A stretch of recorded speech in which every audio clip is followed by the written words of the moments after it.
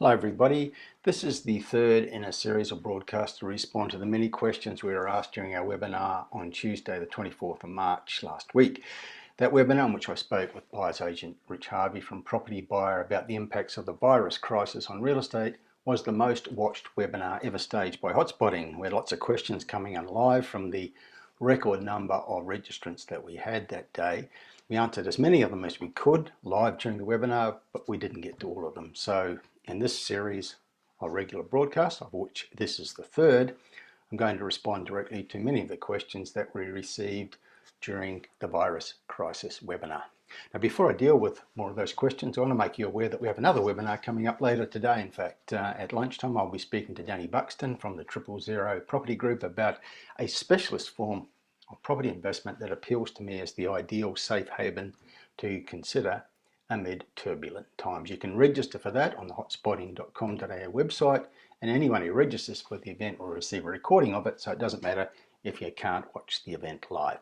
Now, to some more of those questions from last week's webinar, Mark asked the question about travel restrictions which have severely reduced Airbnb bookings, resulting in owners putting their properties in the normal rental market. He says this appears to be lowering rental returns. Do you see this as a continuing trend or a short-term blip? And I would expect it to be a short-term situation. It's entirely understandable that those who have previously used Airbnb for their properties would now be seeking permanent rentals. And markets, generally speaking, are well placed to absorb the extra rentals coming into the market because vacancy rates are very low across Australia. In all the capital cities, they have vacancies below 3%. Most of them are well below 2%, and most regional centres also have very tight rental markets.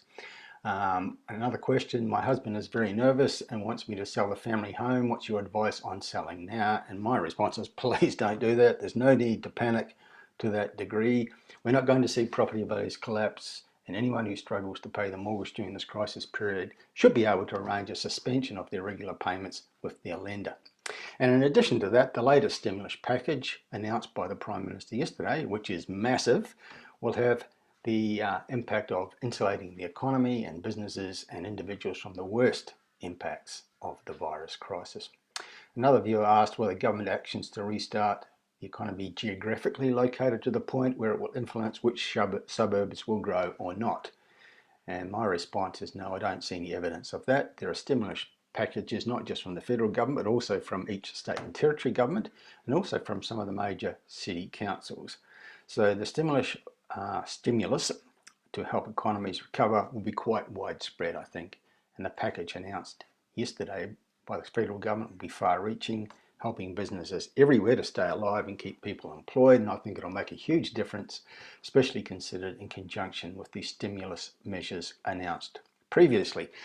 Brandon asked, will I be correct to assume that foreclosures or forced sales will rise and there'll be good opportunities for buyers who are ready to capitalise on them? If so, what's the best way to find these opportunities? And I feel there may be some, but I don't expect a lot. The virus crisis will be short-term, and lenders have said they will support those who struggle to pay their mortgages. And in terms of the best way to find those kinds of distressed opportunities, I'm not interested in helping people exploit those in desperate situations. Petronella asked, is it beneficial to take advantage of the 6 months deferred loan repayments? Anyone who loses their job in this situation should approach their lender to work out an arrangement to perhaps defer repayments. Lenders have said they're open to that, and they have a vested interest in keeping their loan customers afloat. Margaret asked, if making an offer to purchase a property, how much lower than the asking price would it be reasonable to put in at present? And it's impossible to answer and generalise. We don't have one market or one situation in Australia. It needs to be assessed on a case-by-case basis. It would relate to the individual circumstances of the vendor more than the broader market. And in any negotiation, it's wise to find out as much as you can about the other party, the vendor, and their situation.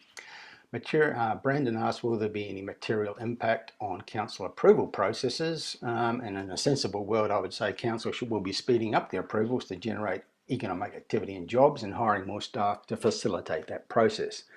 I note that the Brisbane City Council has announced it's seeking to fast-track infrastructure projects worth $350 million as part of their response to the coronavirus impact. VJ asked, should he reduce the rents before the tenants ask? And I think that may be a good strategy to preempt any problems. It's preferable to do that rather than losing your tenant, and I note that some landlords are already doing that according to media reports, but it needs to be assessed on a case-by-case basis. Now, as someone myself who owns investment properties, I've phoned my property managers to check on the situation with all my tenants, and so far everyone's travelling okay, but if one of the tenants gets into difficulty, such as losing their job, I'll work with them to come up with a solution that works for both of us. Ben asked if I were to make an opportunistic buy, what's to say I can rent it out in a timely manner in the current environment? And I would say a sensible investor would firstly buy in a location where the vacancy rate is low, and most locations around the nation have low vacancies, and secondly speak to local property managers about the prospects for renting the property you're thinking of buying before signing a contract. Sandy asked, how do you expect investors holding 5+ properties to ride out this phase? As rents start dropping or tenants start defaulting, will banks look at the scenario and support? And I think that question assumes that rents will fall and tenants will default. The vast majority of people haven't lost their jobs, nor will they. And at the same time, federal and state governments have announced significant support for people in difficult circumstances. Yesterday's package from the federal government will make a huge difference in keeping people in work and therefore maintaining the ability to pay their rent and their mortgage. There will be some problems, but I don't expect them to be particularly widespread. And as I've said a number of times, this overall crisis will be relatively short term.